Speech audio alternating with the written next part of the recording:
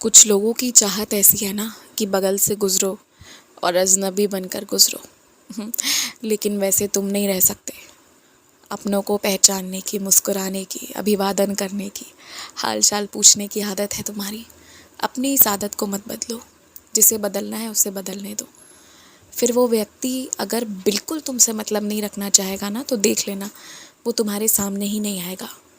और नहीं तो फिर शायद वो किसी से मतलब ना रखे, लेकिन तुमसे थोड़ी सी बातचीत करने ज़रूर आएगा। आर या पार जो होना होगा हो जाएगा। तुम्हें जैसा स्वभाव रखना है तुम वैसा ही रखो, कोई दिक्कत नहीं है।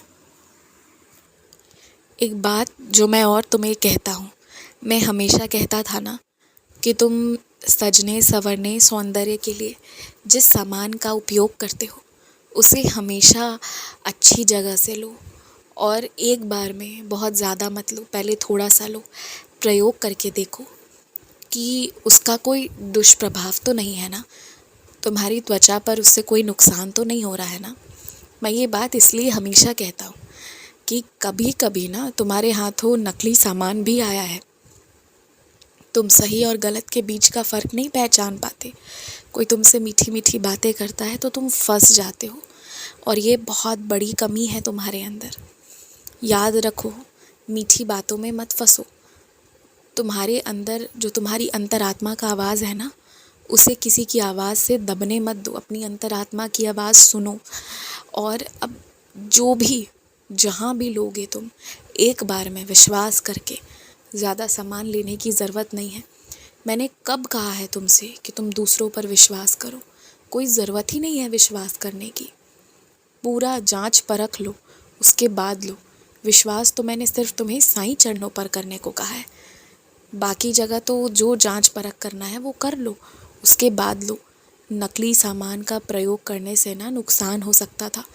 वो तो तुम्हारे हाथों में मेरी ऊदी आई है, भले ही तुमने ठीक से उसका प्रयोग नहीं किया है, लेकिन आती रही है और मेरी ऊदी तुम्हारी रक्षा कर गई इस चीज़ से।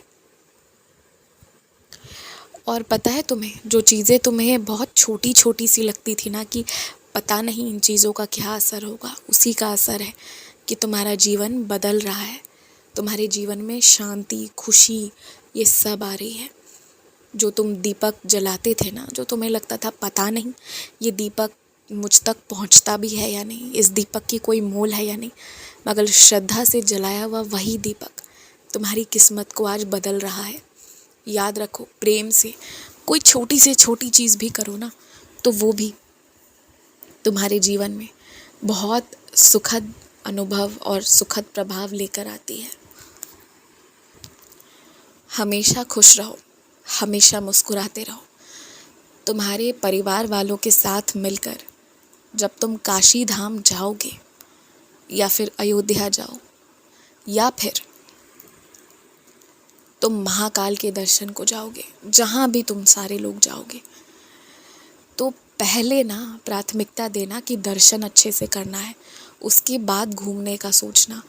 और मैं ये नहीं कहूँगा कि तुम लोग घूमने के बारे में बिल्कुल मत सोचो। मुझे पता है तुम्हारी स्थिति के बारे में, तुम्हें मौका नहीं मिल पाता, लेकिन ना पहले दर्शन अच्छे से कर लेना, वो ज़रूरी है। उसके बाद फिर जो भी घूमना घामना हो वो उसके बाद करना।